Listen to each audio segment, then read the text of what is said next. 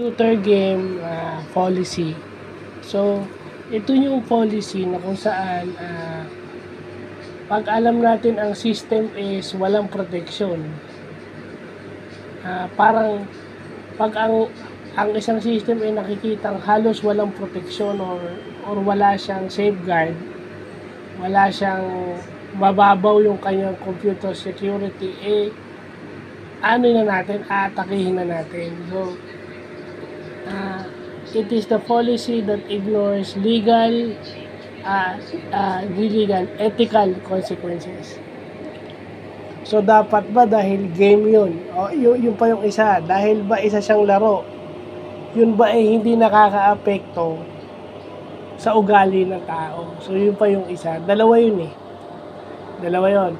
Yung aatakihin mo yung system dahil mababaw yung kanyang security levels o yung kanyang computer security is mababaw.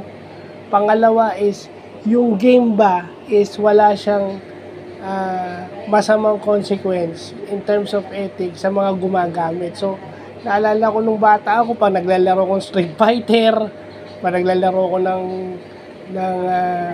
ng Dragon Ball Final Bout, yung sa Sega 16-bit ko, pag may mga matatanda, lagi sinasabi napaka-violente naman nung nilalaro ko. So, naiintindihan ko na ngayon kung bakit. Although, tama naman, di ba?